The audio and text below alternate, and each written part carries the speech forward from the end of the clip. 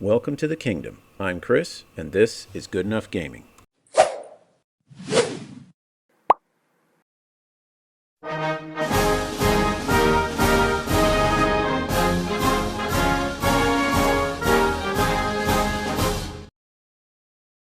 All right, so howdy everybody, and welcome back to the Line of Sight podcast, where we want to get different perspectives on tabletop wargaming. And my guest today is the man, the myth, the legend behind Nexus Wargaming. Daniel's with us. Thanks for joining us on the podcast. Oh, you're too kind, too kind. Thanks so much, Chris, for having me on.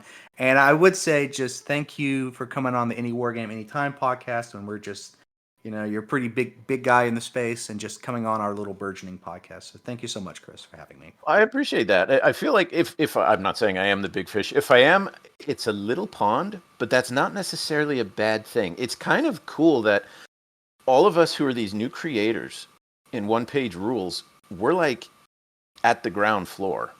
Mm-hmm. Maybe not super ground floor. I mean, the game's been around for a decade, but it's kind of neat to think like it's quite possible, and this would be, my dream for sure, is 10, 15 years from now to still be doing this, and folks being like, oh yeah, those are the original channels. Like, those guys have been doing it since the beginning. Yeah, so I think that would be kind of cool.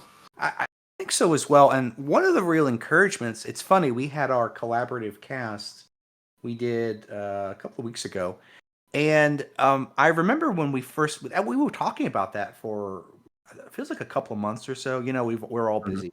But it's funny, like during that time, we sort of had some of these newer OPR channels just spring up out of nowhere and just get, like, I think it's like Acceptably Awesome, Square Table Union. These guys that they seem to like, they're sort of coming in, but they're just getting so much more attention so much quicker, and I think that's awesome.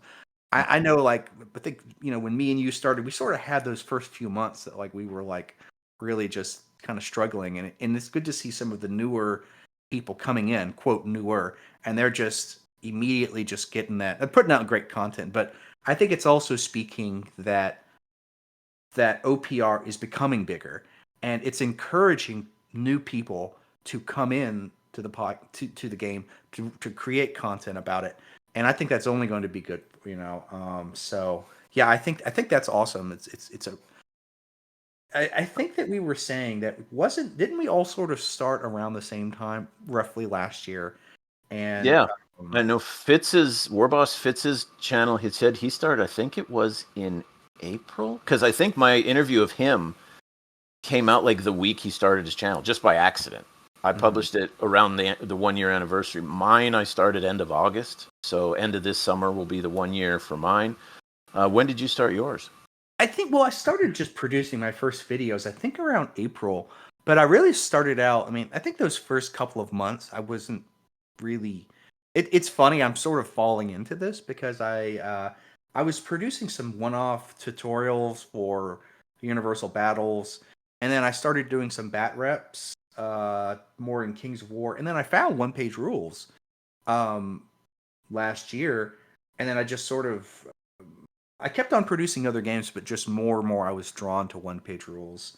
And then, so yeah, I think it was April, but I really didn't get serious until maybe sort of the summer. So okay. Yeah, around that time. Well then, usually this is the first question, but we just kind of launched into it from there. But tell us all, how did you get into miniature and tabletop wargaming in the first place? Oh yeah, well I think that this is, I don't remember the exact date, but this is my 30th year. I think it was 1994, where I picked up a Warhammer Priest, Warhammer Quest. Warhammer Quest had just came out. They just introduced it, and I picked up a Warhammer Priest, and then I picked up a War Dancer. This was back in the day when those War Dancers had the really huge spiky hair. Yeah. I just can't get into the newer War Dancers. It just, it sort of stuck with me about the big mohawks. Yeah, and from there I got into 40K second edition, and then fantasy, and then really just sort of been just meandering along here and there. Sometimes I have years that I'm not into it as much, and sometimes I have years that I go to particular games. But yeah, it's crazy to think 30 years, man. It's so for that first one, was like you mentioned that was you picked up those first two models. Was it a friend introduced you? You were walking through, My a cousin, yeah, shop. Your my cousin. cousin introduced me, and that was thing. And then eventually we split the. I say that was the first sort of figures, but then I think a few months later, eventually we got them managed to split a second edition 40K. This is the one with the monopose Space Marines, Uh and huh. then the Grots, and then the cardboard. They had a cardboard dreadnought, and I remember we played first game of 40K on his floor. I think it was the floor in his room, and we're just mangling all the rules. I mean, Yeah. but we got hooked. It was great, yeah, yeah. I still have very fond memories of second edition, even if it was an absolutely ridiculous game. Yeah. Well, I think, and this is something that when I was talking to someone else about, why do we gravitate to certain games? And he said, whatever you played when you were growing up, whatever you played when you were really first getting into this as a hobby, that will always stick with you. And he said that's why he said older guys right now, the guys who are like 60s, 70s, they all want to play the history war games because Mhm. that's what they played when they were young. And so I wonder if when you and I are in our 60s or 70s, we'll still be stuck in sci-fi or fantasy or something, and maybe the world will have moved on to something else, and they'll be like, oh, those old guys, they're stuck on their what have you. It's Yeah, got to be something. Oh no, go but ahead.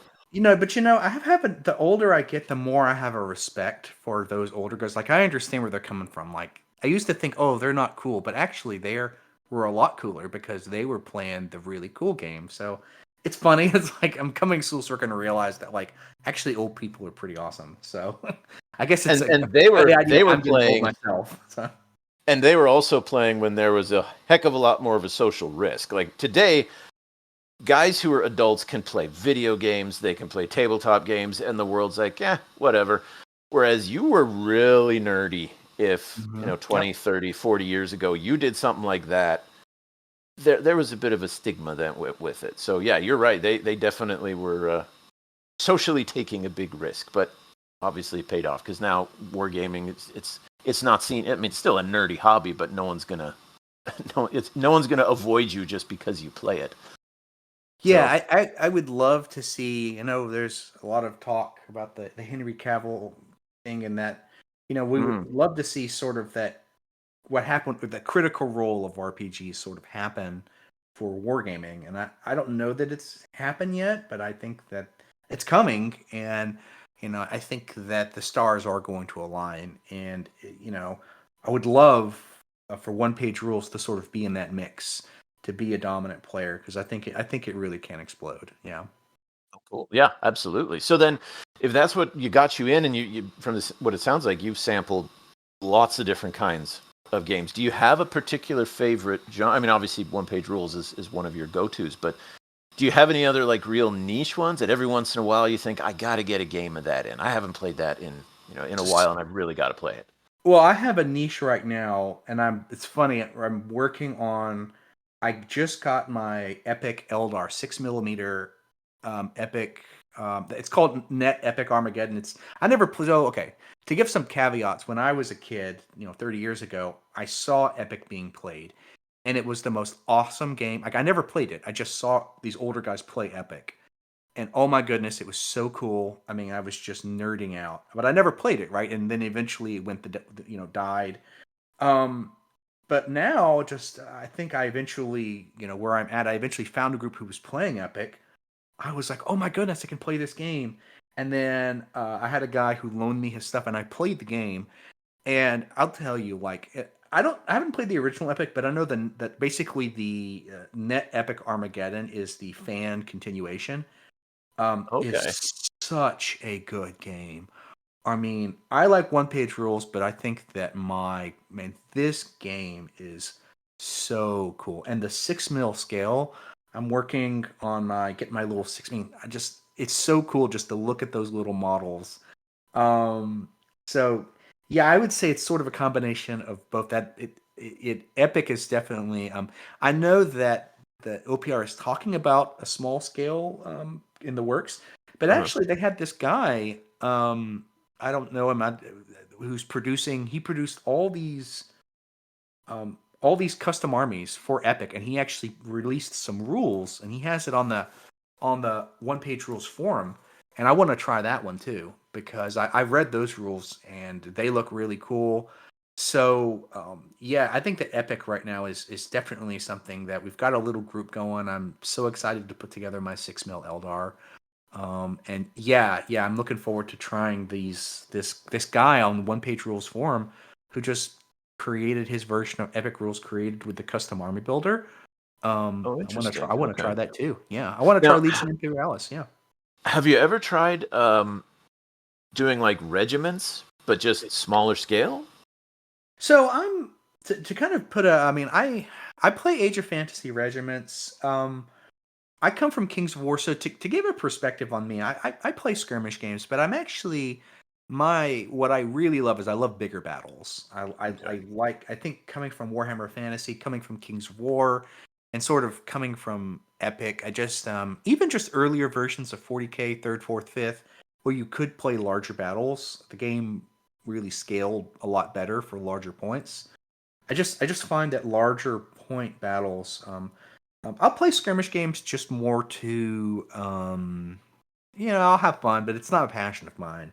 I really Okay. prefer bigger battles. I think that's really where you get a lot more tactical depth. I always say, um, games change once you increase the points. It just becomes a different game. Yes. It really does. Definitely. It's a different game, and so I even myself in one page rules, I always try to push for higher points.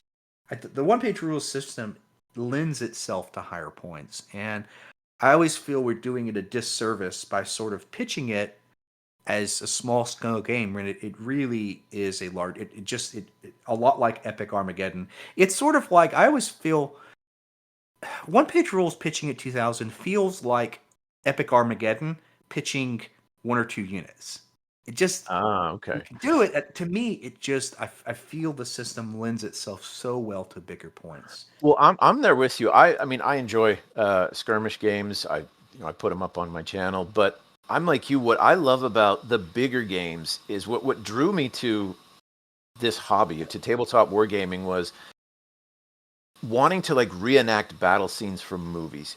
So like watching Lord of the Rings, The Siege of Gondor, or watching, Yeah. Braveheart, like those big battles. That's what I wanted to do on the tabletop. And so while I can totally enjoy a skirmish game and this idea of like special ops and, very, very unique characters and moving your guys like that, it's always that big scale. And I absolutely agree with you. The first time I played a game of one page rules at just 3,000 points instead of 2,000 points, it felt like a very different game.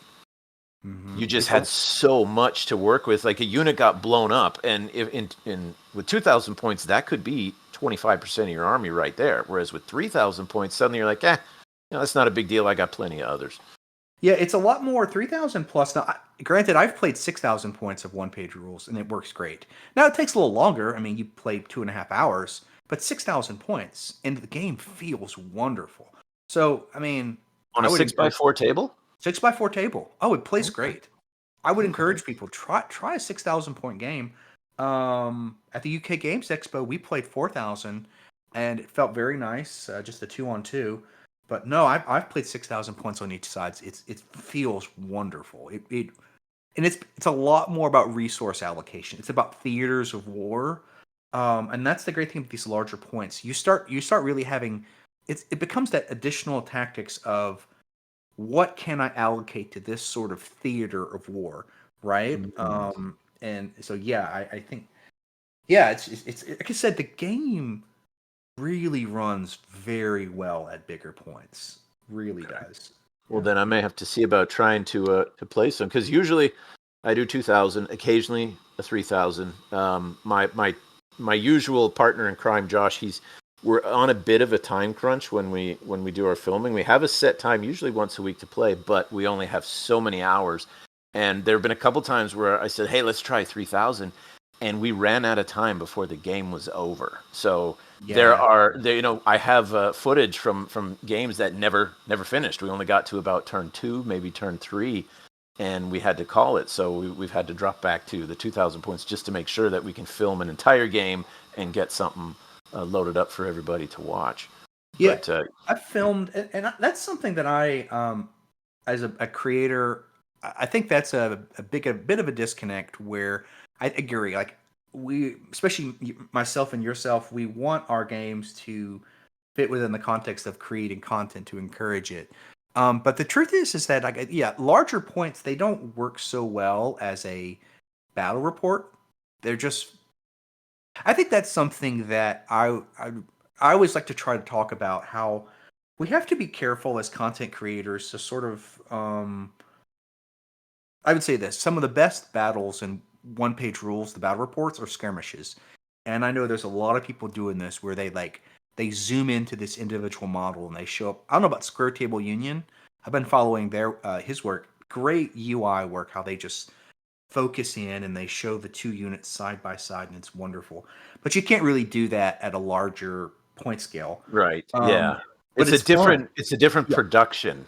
You know, it's yeah. like the difference between watching a comedy versus an action or a horror. They're in that case, you know, different lighting, different settings. So yeah, that's something that I think I kind of understood in the back of my mind, but now that you're mentioning it, yeah, when I do the skirmish games, it's a different approach, even though I tend to be filming them the same way. You know, I record this back and forth and edit it the same way. Maybe there needs to be a different approach. That's something to think about. You've given That's me stuff I got to ponder now.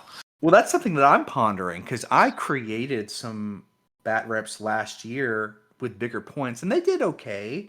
But I know a lot of people were telling me like, "Well, we just skipped to the end." Like, I get it. So I myself am trying to work on a format to better portray bigger battles because all I know is that it's a blast. I don't know if the content comes out as well, but I do know when I've played those 6,000 point battles, they are a truckload of fun. They're Yeah, I've just done one. This was before I even had the channel, but we did 10,000 points oh, per so awesome. side. Yeah. Now it was two of us on one side, and the guy on the other side he did Titan Lords. Mhm. So it was 10,000 points, but he still only had like six guys. But yeah, we got to bring all the big toys. There were so many models. We actually had to break our armies into waves. So turn one, you could put out this much, and then as units or points were destroyed, then you got to bring in reinforcements from the rest of your army in turn two. But yeah, it was a lot of fun. It was a lot of fun. Yeah, yeah. I think the one page rule system, I think it's a great streamlined system that you can do a lot with it. And I just this is another thing I think as well. I think that this just naturally happens as our one page rules gets bigger and as our player base gets more experienced themselves, they will crave larger points. Because I think right now we're still in that phase of, oh, let me look up this rule, let me do that. And I've seen this happen with Kings of War, Age of Fantasy, 40K, that the tournament scene and just the meta in general goes because people yearn for that. They're like, okay, we've figured out all these basic rules, but look, I want to bring in a few. And like, in other words, people are going to get more efficient at playing the game, and Right. it's naturally in the future just going to go up in Well, points. then on that note, then, so let me see. How do I want to phrase this? When before I learned about one page rules, when I was just watching battle reports for things like 40K, I remember when I first started searching for those videos and I saw the battle reports that were an hour and a half. There was one that it was an apocalypse game and it was like a 2 hour, 2.5 hour video. I thought, who on earth is actually going to watch all that? And then, within a few months, it was me. So Yeah. do you think that might be something that with one page rules, we're still, as content creators and for the viewers who are, listening to this, what length of bat rep seems to be the happy medium? Do people gravitate? Do they want a short 20-30 minute fix? Are they in for an hour and a half long haul? If the game is exciting enough, would they tune in for a 2 hour bat rep of a 10,000 point battle? What do you think You know, about it, both from a player standpoint and from a YouTube creator? I I like everything. I mean, the thing is that there's just such a drought. I mean, of one page rules content. I encourage every person I can to start creating one page rules content. I think that there's just a dearth of it, and so I gobble up any. I mean, I gobble up your content. I gobble up Warbot Business content. I gobble up. I think that, like I said, Andy's content, and I love battle reports, and so I'll enjoy watching. I think the thing that, and I've been watching his stuff recently is Square Table Union. Just the production quality is so great on it. Then there's like ULC battles, who does. So I enjoy everything. I think that I think though what I would just encourage is says that we don't want what we see on the YouTube channel to think that that's the only way you can enjoy the game, right? I think that I That's would a just good say point. this, that I may never be able to make a 5 or 6 thousand point one page rules battle entertaining, but I'm still going to try to play because just as a player, it's so much fun. Yeah, I just think that especially right now, I gobble up all one page rules Okay. content. You know. Well, kind of then going along that line here, what made you decide to want to start? You mentioned earlier you were producing, an odd video here or there, but when did you say, you know what, I'm gonna make a YouTube channel? Like, what Yeah. made you decide to go that route? I started. I really was actually just producing some tutorials. I had been in Kings of War, and I actually was doing into Mage Knight as well, which is some older games, and I actually was just doing some tutorial content. And but the big thing that I started to get into is one of the things that I don't see a lot is there's a lot of people who do bat reps who want to make it fun. In other words, they want to show you how fun it is and they want to joke, and I think that's great. But I didn't see a lot of people creating content to make someone better. Um, and I found this small channel for Kings of War who did things differently, where at the end of the game and throughout, he built bat reps specifically to teach tactics. And that's basically what I started doing. I did it for Kings of War, and then I found one page rules, and I found that like no one was talking about the tactical side. No one, and so that's what I started doing. I started creating battle reports for all games, and then eventually more and more I'm narrowing to OPR, where I'm like, let's talk about the tactics of this game. Like, it's great to go over there and enjoy a battle report, but like I tried to build those battle reports, and I continue to sort of. I always have learning points at the end of the game. At the end of the video, I always say, let's talk about some learning points. I say, here are some things that you can learn. Here is how to become a better player, and I know that's not content for everybody, but like I said, I have more of a. I understand that my content is a little more niche, but my content is centered around all of it is a general theme of becoming a better player, right? Here's a battle report. Here's some analysis. Here's how to build an army. Here, get better at the game. So yeah, that's sort of the where I sort of came from and where I think I'm probably going to continue to go in my content. Yeah. Well, no, that's absolutely a niche that personally me, I wouldn't be able to fill it because I suck at like making lists that are competitive or challenging. I'm just not one of those folks that when I played 40K that I could open up a codex and immediately recognize this unit is, it's undercosted. It's worth more than its points, which means it'll be a monster on the table. Or, wow, look at the synergy. This unit with this unit with this unit could be unbelievable. I've just never been able to do that. So there is actually a space for what you do there. And I even remember when I watched more mini wargaming. I watch them occasionally, but not as much as I used to. And they would have, like, they'd have the banter bat reps where Dave and his friends. Matt. Those are almost too much. Where they were having a little too much fun. It's like you needed to be one of the group to fully appreciate it. So those were a little too much. But at the other side, I remember when Quirk was still there, he tried. I don't know, maybe he still is. He tried to do videos that were specifically super competitive. Like if you're going to the Las Vegas Open, we're going to play armies like you're going to see there. And then you had the main ones that kind of everybody would do. That were your typical 2,000 point games where it was a mix of competition and narrative. So you're right. It's not. It may not be as big an audience, but there is still an audience there. And since one page rules simply isn't as large as something like 40K, that doesn't mean there isn't a subset where people would like to take this to the more competitive, the more tactical, I want to play and get better as a player, not just what would be a cool scenario or what would look really nice on the table, but to improve as a player itself. So no, you have that. That's definitely a niche that I don't see that being filled either. Yeah, yeah, and that's why in particular I enjoy fun games. Don't get me wrong. And I went to a tournament, the UK Expo tournament. I went to the Worlds Beyond tournament, and I had a blast.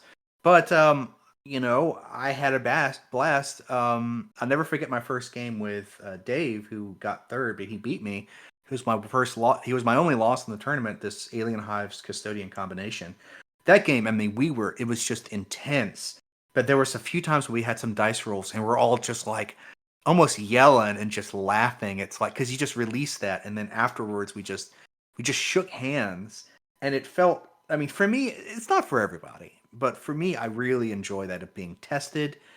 Coming over there, being sportsmanlike. There was a couple of times both of us. Oh, I did something here. Can I take that back? I'm like, yeah, man, take it back. It's like you can be competitive, but I think that you can still be sportsmanlike. And so I'm saying that basically I tournaments are for everyone, but I enjoy them.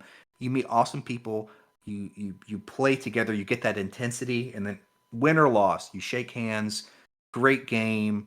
So yeah, I had four of those games in the tournament, and oh yeah, I mean but I can understand it's not for everybody. Yeah, yeah. I mean tournaments are definitely stressful. So Well, and right, and I think the thing about tournaments is there are lots of players there who are, as you say, they're intense and serious, but they're still gentlemanly, as it were. I mean, you went to England, so there'd be gentlemen. well, Whereas you also can yeah. get those players who they're intense and they can't draw the line between the fact that like this is a game, no one's going to die in real life. You don't need to get super salty. I mean, everyone's going to have the bad rolls and lose a game you really hope to win, but at the end of the day, it's a game. So I don't know. Maybe Well, that's why I don't play. That's why I don't play competitively. I think I mean I've played competitive in a lot of so for one I think I've played with a lot of competitive players. Different games I've played competitive. I mean I played War Machine, I played Fantasy, Kings of War, 40K, OPR. 99% of you go into a competition, I generally found 90 maybe 95% of people are super cool. Win or loss, they're super cool. You do have a small amount of people, they just ruin it. It's like all things naturally. We remember the negative. Um, at the same time, I have literally played. I remember we were playing, I'm not going to name any names, but we were basically playing a fun league. And I played one of these guys. This is not a tournament whatsoever. And this guy just quit second turn because he lost. And, like, I mean, in other words, I think that you see more of those players in tournaments, but I think that they're just a vast minority. And Okay. yeah, I don't know. I think that I feel myself that the amount of those really bad players are greatly outsized by, I mean, even in 40K, I know even 40K gets a bad, there's so many cool 40K players. There's so many they're competitive, yeah, but they are super cool people. And yeah, I don't know. I can understand it, but that's a natural thing where what's it called? Sort of the bad eggs, the people who make the most noise. Right. Well, It's sort yeah, of I like was gonna. Twitter, right? We sometimes we assume what goes on Twitter is sort of representative of the greater world. And that's what I was going to say. Like, the news will never come on and say, folks, nothing happened today. It was a great day. Instead, you always want tragedy or drama or something like that because that's enticing and that's what people will remember. And so if you post on, you went to the tournament and you post, had a great time and that's it, versus, oh my gosh, you won't believe what this one player did. Well, now I have to read it. Yeah. So no, I think you have a good point. And since One Page Rules is a small community, whereas like 40K is massive, that 5% of players that maybe kind of taint the whole thing. That's a there. The number of players that 5% in 40K is like more than the number of players in OPR as a whole. Maybe Yeah, that's a bit of an exaggeration, there's probably about 5% of OPR players right? who are same thing. And so yeah, yeah. I think I'm only saying that because I feel sometimes when people say what I sometimes hear when people say I don't want to play competitive, what they're really saying is that I don't want to deal with those people, and I can completely understand it. We're all busy. We all have limited time. That's the truth. Your time is so precious. Do you really want to spend any amount of time dealing with a player? So I can get it. I think it is just, or I would just say, I think even if you went to a 40K 10th edition tournament, 90% of those players are going to be super cool people. So Yeah. Well, I mean, so I've been to one tournament, and this was when I was starting back in, I'll date myself here, 1997, 98, maybe a little beyond that, is when I first got into Warhammer Fantasy, and the local Warhammer store was going to have a friendly, but it was still a tournament. And so I went, and I think we were supposed to play 3 games throughout the day, and I got destroyed in all 3. Like, it wasn't even close. And the guys weren't mean about it, but that's when I just realized, okay, I have no idea how to build a competitive list, because I brought what would be awesome to the table. Whereas I looked at the guy across from me. There was one guy who played Dark Eldar. He brought 6, I think, bolt throwers.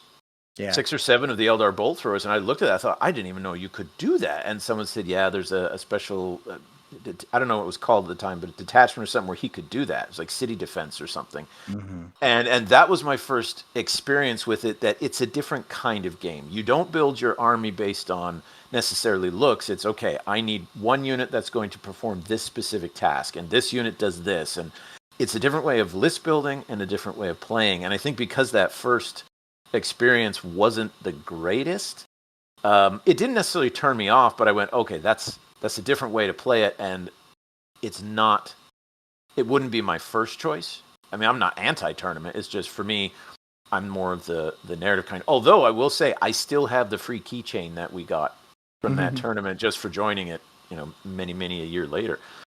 So then, so tell me then, since you've been to a lot of these tournaments, a lot of different games. Well, let me just. Go ahead. I will. What you said is a real. I want to just. Well, I would say one thing, that one of the problems, I think, that one of the reasons that I push OPR so much is we think about the competition in the context of GW, and GW has never been balanced. It's not a game that I don't think the company cares about balance. And so, in other words, this goes back to the quality of a game. I view the tournament meta of a game as sort of the quality of the game itself. Because, in other words, a game should have rules, and when you have rules in a game that are sort of unfair, that are balanced towards certain teams, I mean, who would want to watch football, basketball, baseball if the New York Yankees got 2 extra home runs for every game, right? Or they got a 4. They got 4 strikes. Yeah. I mean, so we can all talk about. I mean, so of course people are going to go to those games, and that's, I always, one of the things that I'm a big proponent of pushing, that I think it can do better, is that the tournament scene and what we even think a tournament can be is defined by games that have never been balanced and not even close. Where I think newer games, and I'm hearing a lot of these games that are a lot more balanced, the tournament scenes are much better because the game, to me, is much better balanced, that you can't bring that. And that is something that I'm striving to do in one-page rules, that I think there's an opportunity here, so that the idea that as much as possible we can level that playing field so that people can bring, and you don't have these stale metas. So I can definitely understand, and that's just the context of when we talk about competitive play. We are talking about GW, and it's very difficult. Like you said, of course, people are going to be turned off to baseball, basketball, and football if certain teams are, like you said, getting very clear advantages. It isn't fun. That is a good point. I think it just goes to show a couple things. One, just how much Games Workshop 40K has really left a footprint on Tabletop Warrior, whether it intended to or not, whether that's a good thing or not, but it has. Everything is now judged by this 40K standard, and we shouldn't do that. You're absolutely right, but it's so hard not to, because it's almost like the lingua franca of tabletop games. So then, since you've been through many of these tournaments, then tell me a little bit more about the tournament, the one-page rules tournament. Like, did there seem to be any kind of meta? Was there a list that seemed to be really dominant? What did you notice that was maybe different from other tournaments? What was the same?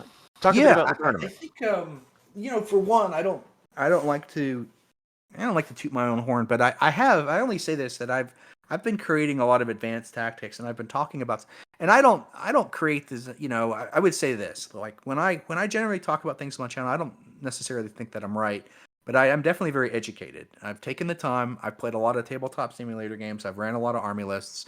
And in other words, I've played enough in a competitive sense. I've played a lot of games that I'm trying to take harder lists on both sides. I posted some of those on my channel, some of I haven't. Played internally. I meet with some good competitive players here, like Sam and Ryan and others, that I have a pretty good idea of what a really good army is. And I think that the tournament meta, there were a few things that caught my eye about maybe Ambush is a little more powerful than I originally thought. Maybe these Putrid and Self-Repairs were a little more powerful than I gave them credit. But generally speaking, I did feel good that a lot of what came out of this tournament sort of supported what I was saying, right? And it gave me a little bit of validation that I wasn't wrong, right? The stuff Right. I knew was good, or the stuff that people brought, and stuff that did really well. Um, and I think one, it is great that people came to that tournament trying to win. I think it's great. We had Dave and Harvey who took first and third place tested together. So that just shows you that one, this game certainly has a skill cap. There's certainly a skill cap at this game. If you put in the work, if you test, if you run through things, you're going to do better at these tournaments, right? That's Yeah. a good thing, right? It's a good thing that that Dave and Harvey, who we had on, I had on my podcast, who play tested together, who talked about it, and who ran some test games together. And I think that's terrific that effort paid off in a first and third. Yeah. So one, I think that is terrific to see that. It's terrific to see that it isn't One Page Rules is not this game that it's all about the dice. In other words, it's not like Warhammer Fantasy where one bad dice roll and you lose your champion in the warp, or half your army disappears, or something. Just there isn't that going on in One Page Rules. It's a lot like chess, easy to learn, hard to master.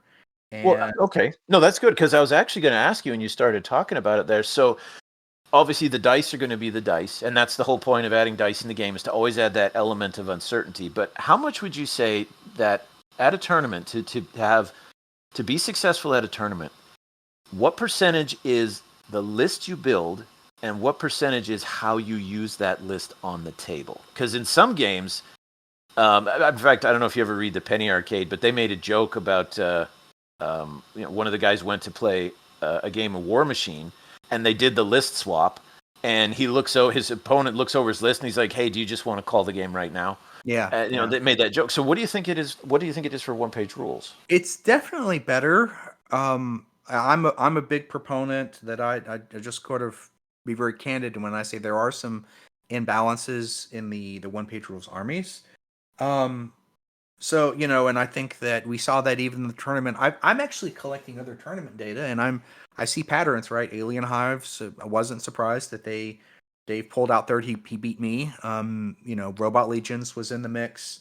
Ghostly Undead are, and I always think about Grimdark Future, but Ghostly Undead are just an incredibly powerful army. So it's unsurprising, to see these armies that plague wormhole demons were just really powerful. And so there are armies in One Page Rules, the official armies, that there's very clear advantages in one army over another.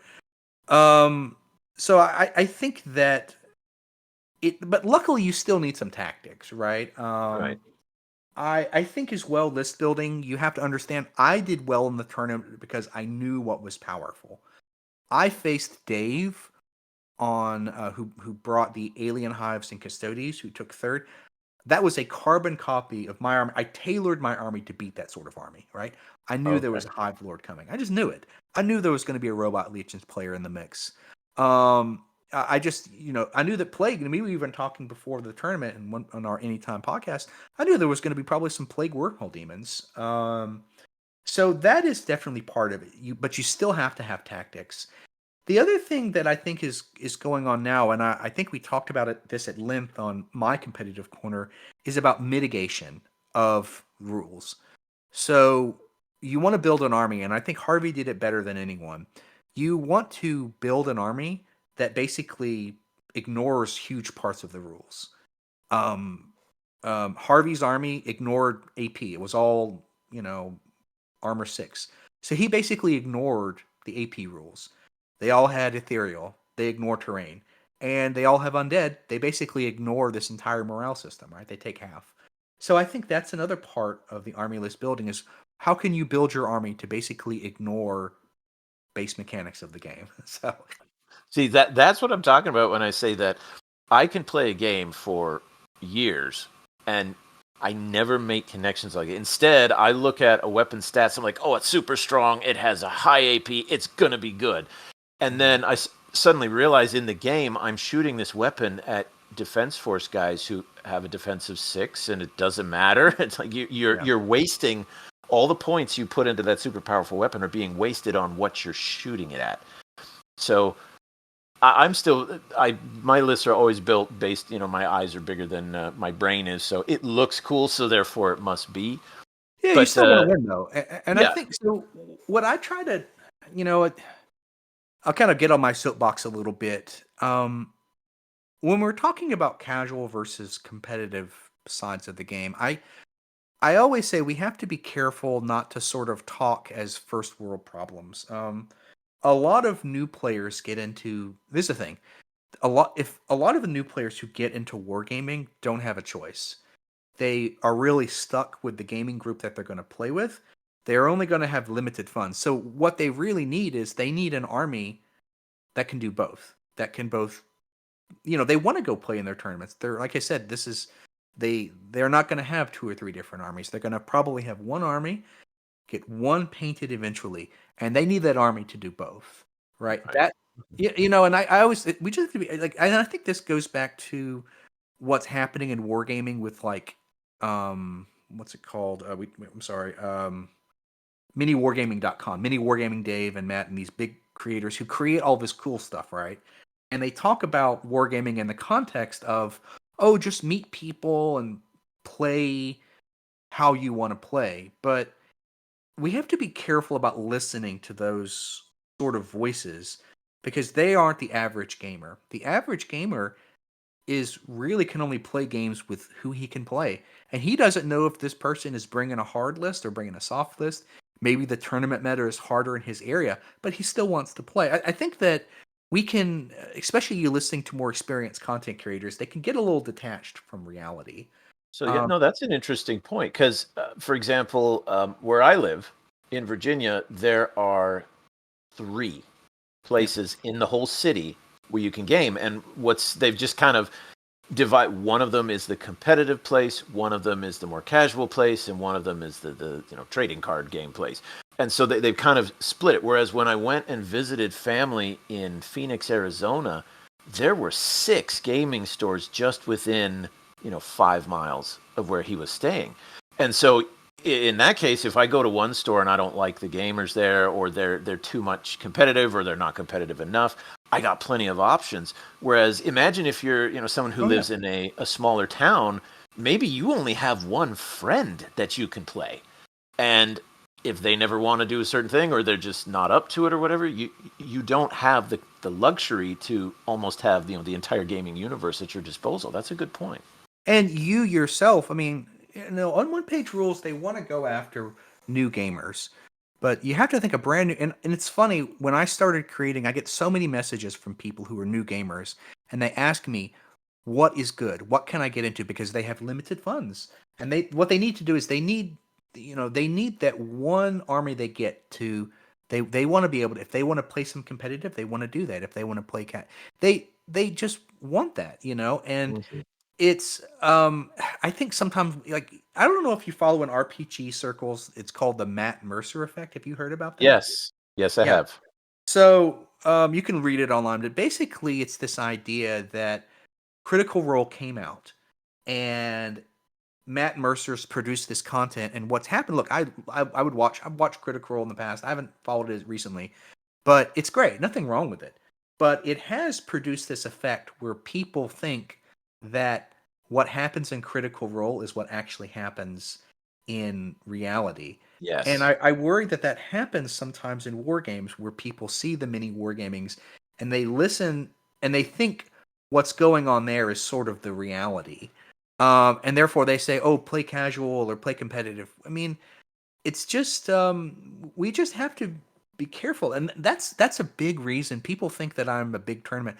The real reason that I am trying to balance the game and doing a lot of my work is I want any person in OPR or a game to bring whatever they can bring, and those models that they have, those secondhand Space Marines that they bought, for $20, and that those models can still be good and they can enjoy it. And if they want to go to play to a tournament, they can do good and they can get better. It's about skill rather than what happens with 40K, where you just Whatever the new model is, that's what you need to get because it's going to yeah, be good and for and, 6 months, in and then in one page rules too, it's like you really are stuck to playing only really a few armies that just do have a decided advantage. So that's a big thing that I want to do. I want to get one page rules there where anyone can come and they can just it's about their skill.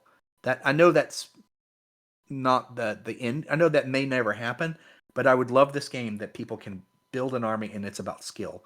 Yeah, yeah.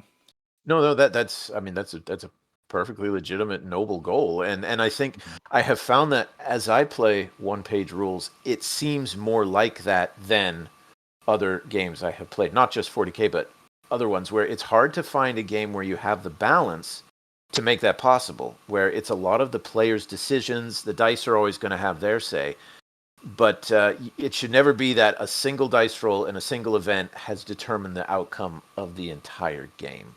And Yeah. other games where it's like that. You roll the dice and you're like, well, there's the game right there. That's it. Mm-hmm. So no, Yeah, I I can remember with appreciate that. dwarves. I remember with dwarves, I hated the old 8th edition codex, where there's a single dice roll you make. This was for your grudge, and on a 5 or a 6, everyone had hatred against the other army, and on like a 1 or a 2, it's like you hated a single model, one model. It's like one single dice roll just drastically, just completely Yeah, changed. there was what was it when I started building a Zinch army? There was I can't remember what character it was. This was for Age of Sigmar, and maybe it was the heavy flame or something like that. But they had a rule written where, once you attack a unit and do damage, roll a dice on a 2 through 6. It Yeah, does extra damage, but on a 1, your model dies or something like that. And I yeah, thought, yeah, whoa, that's a little bit much. I actually stopped and quit that project and moved on to something else. Like, I don't want to play a yeah. game where my army has a 1 in 6 chance of killing myself. I mean, if it's fluffy like the old plasma rules where if you roll a 1, there's a chance you take damage, but you can save it. Okay, that adds a little bit of narrative. But this was just, you roll this and bad things happen.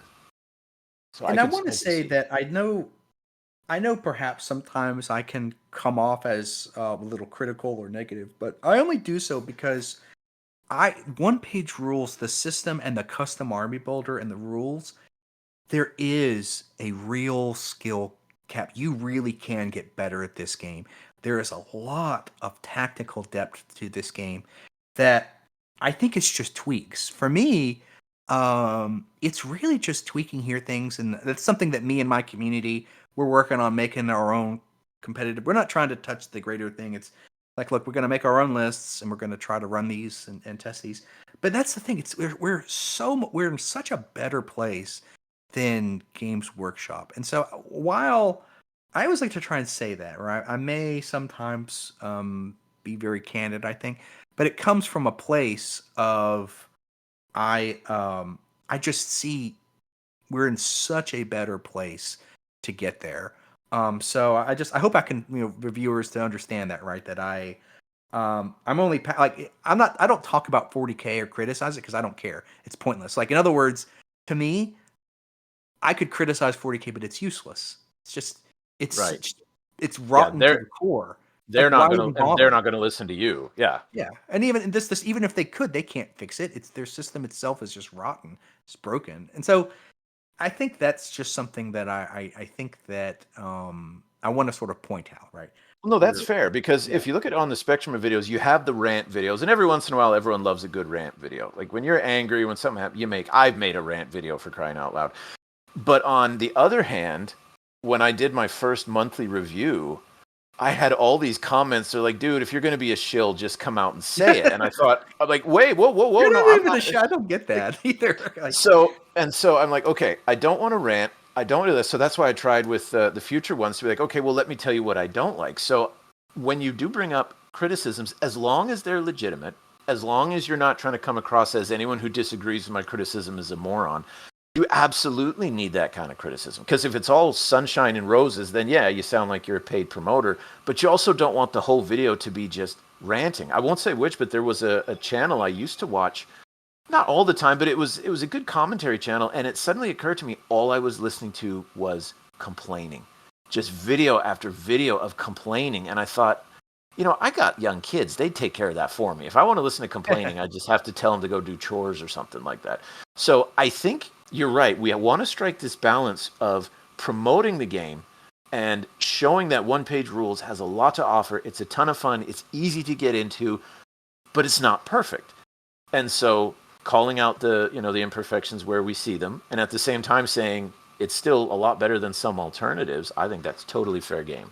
yeah, and the thing is, well, so this is something that I guess I'm a little older now, and I can eat. I'm becoming more and more of a grumpy old man, and I just sort of Aren't we all? aren't we all? Yeah, You young but whippersnappers listening, you'll get here in 20, 30 years. yeah, but at the same time, the thing is, people complain generally because complaining works. I mean, That's true. it is one of those things that I've found that if you don't push back, and this is not just it's anyone, there are people who are polemicizing their point. They are pushing their point. And if the people who want to be so polite, what they're going to find out is the people who the squeaky wheel gets the oil, right? So I do agree, but you have to find that balance. But and that's just sort of part of it. When we call it complaining or critiquing or feedback, it is how a game improves. And if we do have people who don't speak up, the creators, whoever they are, not just One Page Rules, will just listen to the people. It's just sort of a natural thing. So Yeah, or they'll assume everything's fine, or this they'll is they'll one of the listen things. to Yeah. the ones Oh, complaining. yeah. Yeah. And so I do. It's one of those things. Luckily for me, I think with One Page Rules, they have the custom army creator, and I think I'm actually Isn't digging that into this. fun? That It's thing and I'm is digging so into it much more. fun. I'm creating custom formulas. I want to do some tutorials where I create some custom formulas. Like that is so great that you can just be like, okay, whatever, we're gonna go do our own thing. And like more and more, that's what we're doing. We're just going off and just doing our own things. And And we don't need to stress about, what the power levels of the different armies are. It's not that big of a deal. And I think one of the coolest things about and what we're talking about here for folks listening is, at least I think we're the Patreon creator, where you can create a unit from scratch. You can set its quality, its defense, every weapon, every special rule, and it will simply calculate the points. And then the coolest thing is, with a click of a button, it will tell you whether or not that list is generally within balance guidelines to other armies. So it would be really cool if they can refine that equation, that software, that algorithm, whatever it is, to the point where you could bring custom armies to tournaments and everyone can know, as long as it's got that little thumbs up or check mark that it passed muster, that it's a balanced and fair army. And Well, then it will make that'll allow it to like a huge new dynamic, because you'll be playing against an army that no one's ever seen before. so I do. So one, I would say I am happy. So the custom army builder, you can certainly do some things that are broken, and that's Yeah. fine. That's perfectly fine. I think that's great. Allow people to bring silly stuff, and I think that's, in other words, there's some spells and some special abilities which are you could basically tweak things and build. things. I don't want the custom army builder to sort of. I want people to be able to bring crazy stuff for their narrative stuff. That's awesome. I Right. think that there's that combination of what we're trying to do is create some custom armies and then have sort of a vetting process to say, okay, this isn't too crazy and this is here. And so I think that's probably where I would fall because I like the fact that even though I'm a competitive player, I like that you can build completely broken stuff in the custom army builder because it should be for everyone. It should be for casual people Right. who want to Oh, sure. Yeah. do crazy Oh, yeah. stuff. For And the just narrative game, like if I were to go back in time and do my Godzilla game over again, I would have used the custom army builder and just made him. Instead, I took a Titan and said, all right, he's got 3 times the health. yeah. So absolutely, there's a place to use the more fun stuff. Sure. Like All that's right. what we're trying to do on my channel. We're trying to take these custom armies that people build and say, okay, this is a little too powerful. This is here, and try to get that into it and then test them. Right, the whole thing, and we go back to it. Why tournaments are so important? They're testing grounds. Okay, here's the results. Here's some things we need to change. Here's something, yeah, that sort of thing. So yeah. Cool. Well, this has been fantastic. We're coming up on our time here. I don't want to keep you any longer than I promised. But any last parting words of wisdom, comments, any last things you want to throw in here before we call it a podcast? Well, yeah, I just again, Chris, thanks for having me on. I enjoy all your content. I I guess I would say that I do want to. I don't like to offend anyone, and I felt maybe some of my content has somehow offended people, and I can understand it, and I know. I guess for myself, I can be so very direct. So I would say this is coming from a place when I do sort of critique one page rules. I doing it from a place of love, and I just see so much good in it. But for those who, I've had people reach out and felt that I was here. I want to apologize. I don't. That's not my goal to offend anyone. So yeah, absolutely. And but yeah, I'm. If you're interested in the competitive corner, as we call it, come join my Discord. If not, if you're not interested, don't worry about it. Just ignore what I'm even doing. All right. So for everybody, this was Daniel from Nexus Wargaming. Go ahead and check out his channel again. You've now heard what it's about, what he likes to focus on. And until the next podcast, everybody, make sure you keep your dice on the table. And remember, it doesn't have to be perfect as long as it's good enough.